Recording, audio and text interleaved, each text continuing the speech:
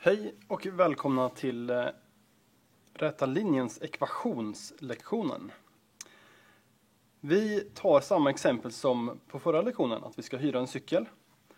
Vi hade den här lilla formeln eller ekvationen, om ni kommer ihåg den, att y var kostnaden för att hyra cykeln.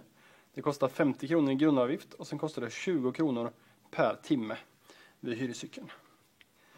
Nu, för att underlätta det här lite, så kan vi skriva det här på ett lite annat sätt. Vi väljer att skriva termen med x i först. Plus 50. Så där. De här två betyder precis samma sak som ni ser. Och det vi ska göra nu, det är att vi ska försöka göra en graf. Vi ska rita upp det här i ett koordinatsystem så vi kan se hur mycket det kostar och hur mycket det ökar med tiden.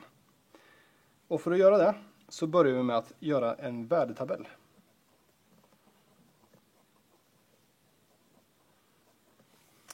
Och då gör jag ofta så här. Tar x där och y. Och så väljer man 3 valfria x-värden. Och det är alltså de ska motsvara timmarna vi ska hyra. Då vill jag räkna på 0 timmar, 1 timme och 2 timmar. Och så på den här sidan ska man räkna ut hur mycket kostar det, alltså vad är y om vi hyr 0 timmar. Då tänker vi att vi sätter in 20 gånger 0, det blir 0. 0 plus 50, då blir alltså kostnaden 50 att hyra 0 timmar. Att hyra 1 timme, det blir 20 gånger 1 istället då, vi sätter in 1 plus 50, som blir 70 kronor. Och 2 timmar, 20 gånger 2 blir 40, plus 50, 90 kronor. Och för att visa så tar vi även med efter 5 timmar. Ska vi se att det funkar. Det blir 20 gånger 5 som blir 100 plus 50, alltså 150. Så brukar jag göra mina värdetabeller. I matteboken kommer det istället se ut så här. Att man tar x där uppe, y. De gör likadant fast de skriver på andra hållet. 0, 1, 2 och vi tar med 5:an här borta också. Tänker likadant. 20 gånger 0 blir 0 plus 50. Y blir 50, alltså motsvarande. 70, 90 och 150 om vi har 5 timmar. Så det här är 2 olika typer av värdetabeller. Och jag föredrar den. Ni får använda vilken ni vill. I boken kommer ni se den här oftast. Ja, då har jag förberett en litet koordinatsystem här nere då. Och med hjälp av de här värdena vi har i våra värdetabeller så kan vi då rita ut våran linje här nere. Och då funkar det så här att på en rad, det här tillsammans blir en koordinat. Det här blir koordinaten 0,50. Skriver man koordinat sådär. Det första värdet, det är ju x, det ser vi här. Nollan betyder x. Alltså hur långt vi har gått på x-axeln nere. Och 50 betyder ju hur långt vi är på y-axeln. Så 0,50, vi är på nollan på x-axeln, alltså precis där y-axeln är. Och 50, så vi är här uppe då. Nästa koordinaten heter 1,70. Då har vi 1 på x-axeln och 70. 2,90.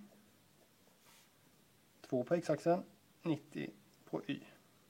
Och 550. Ska vi se så jag hamnar rätt. Där borde det vara. Alltså 550 heter den koordinaten. Och om vi har gjort rätt nu så kan man dra en rak linje. Och för att dra raka linjer så använder man linjaler. Om man inte har en linjal till hands, då kan man ta något annat. Till exempel sitt bibliotekskort eller busskort. Så är man noga här. Och om man har gjort rätt då så kommer alla de här punkterna ligga på exakt samma raka linje här. Ser ni? Då har vi en rak linje. Den räta linjens ekvation alltså.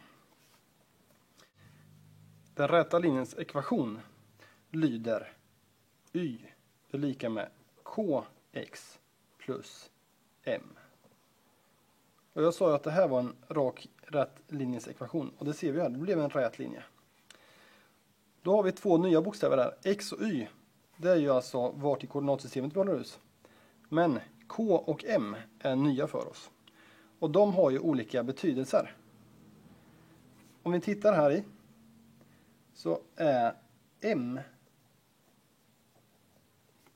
är lika med 50 i det här fallet. M är alltså skärning med y-axeln.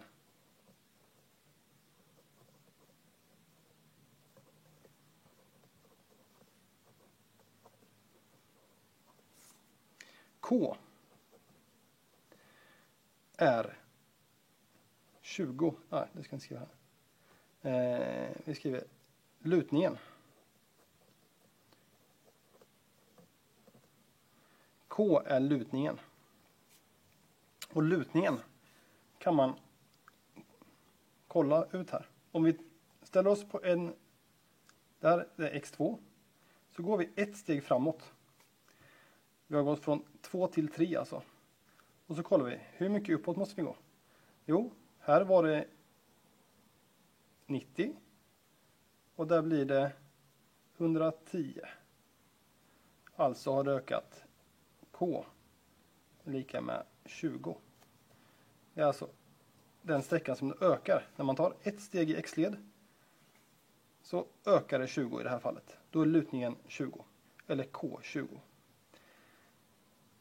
Så det här var ett steg. X är lika med 1 kan man säga. Att vi har tagit ett steg i x-led. Och det stämmer ju överallt på den här linjen. Om vi väljer att gå från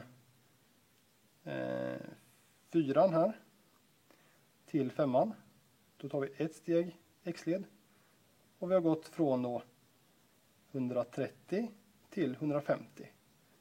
K är lika med 20 också här. Så det kommer stämma vart som helst på linjen. Att det ökar 20 hela tiden. Så i vårat fall är alltså K 20 och M 50. Och då kan man se här i våran linje att det stämmer ju.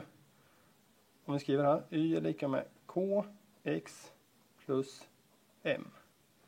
K1 motsvarar alltså siffran som står framför x1 här. Och M-värdet är konstanten som står ensam. Man kan också hitta M- och K-värdet i värdetabellen. Genom att man helt enkelt kollar när man tar ett steg från 0 till 1. Så tar vi ett steg på x. Och så kollar vi här nere. Hur mycket har vi ökat? Jo, 20. Vi tar ett steg till. Vi plussar på en 1 kan man säga. Och här nere så blir det ju plus 20 för varje steg. Vi tar ett steg på x-axeln. Vi tar ett till exempel. Ska vi se vad som händer. Y är lika med minus 3x plus 5. Som jag sa tidigare så är ju siffran framför x1, vi kallar den för en koefficient. Det är ju K. Alltså linjens lutning. Så i det här fallet kommer linjen luta 3. Linjens lutning kommer vara, eller minus 3 förlåt. Linjens lutning är minus 3 i det här fallet. Och M är ju konstanten. Så M-värdet är 5. Vi ska rita upp den här linjen. Och för att rita upp den så gör vi alltid en värdetabell först. Ni kommer rita många värdetabeller. Och då väljer vi 3 valfria x-värden. Det brukar oftast bli lättast om man håller sig nära 0. 0, 1, 2 till exempel. Man kan välja 1, 2, 3 eller något helt annat. Och sen räknar vi ut då, vad blir y? Ja, vi gör så här. Minus 3 gånger 0 plus 5. Det är det vi ska räkna enheten här. Vi ska sätta in en nolla istället för x där. Minus 3 gånger 0, det blir 0. 0 plus 5 är 5. Och då har vi koordinaten 0, 5. Som vi ska pricka ut i vårt koordinatsystem om en liten stund. Det är likadant på nästa. Minus 3 gånger 1 plus 5. Och enligt våra räknelagar då, så måste vi börja med multiplikationen. Minus 3 gånger 1. Det blir minus 3. Minus 3 plus 5. Det kommer bli 2. Och då får vi den nya koordinaten 1, 2. Och sen gör vi likadant med 2an här då. Vi har minus 3 gånger 2 plus 5. Minus 3 gånger 2 blir minus 6. Minus 6 plus 5 blir minus 1. Och då har vi koordinaten 2 minus 1. Och så prickar vi ut dem i ett koordinatsystem. Jag ska rita upp det supersnabbt. Så. Då sätter vi in våra punkter. Den första punkten 0, 5. Den första var alltså x-koordinaten. Så då har vi gått 0 steg på x-axeln. Då är vi här. Och sen 5 steg uppåt. 2, 3, 4, 5. Ta röd penna också. Där har vi vår första punkt alltså. Som heter 0, 5. Nästa punkt 1, 2. 1 steg på x-axeln. 2 på y-axeln. 1, 2. Så vet vi att det är de punkterna. Och den sista 2 steg på x-axeln. Minus 1. Då får vi ta ett steg neråt alltså. Hit. Och den heter alltså 2 minus 1. Nu har vi 3 punkter. Och 3 punkter, det är det minimala man får ta här. Man får gärna ta fler värden. Det kommer alla ligga på samma. Ta fram vårt busskort eller liknande. Linjal om man har. Och drar en snygg linje. Som gärna får vara längre än de 3 punkterna. För den här linjen kommer vara oändligt lång. Hur lång man än, vilket tal man än tar på x kommer det finnas en punkt som stämmer på den här linjen. Och då ser vi då. Vi visste att m-värdet skulle vara 5. Och m-värdet är ju skärning med y-axeln. Och vart skär den här y-axeln? Jo, precis här. Så m är ju lika med 5. Det ser vi där. Lutningen, k-värdet, ska vara minus 3. Vi ställer oss på en punkt här. Här till exempel. Vi tar ett steg i x-led. Nu har jag ändrat skalan här så ett steg är ju bara en ruta. Och så kollar vi, vart ska vi ta vägen för att komma tillbaka till linjen? Jo, nu får vi gå neråt här. Så k, det var ju minus 3. Vi får gå 3 rutor. 1, 2, 3 för att hitta tillbaka. Så lutningen, minus 3. M, alltså skärningen med y-axeln, det är vid 5. Likadant som i ekvationen, linjens ekvation. En sak som är viktig här, det är alltså att lägga märke till den första linjen. Då har vi en positiv koefficient framför x. Det står en positiv 20. Då blir det en kurva som lutar uppåt om vi går framåt här. När vi har en negativ, en minus 3 där, då blir det alltså en backe neråt, någonting som lutar neråt. Det blir mindre och mindre ju längre vi går på x-axeln. Det var den första delen av rätta linjens ekvation. Jag kommer snart med mer.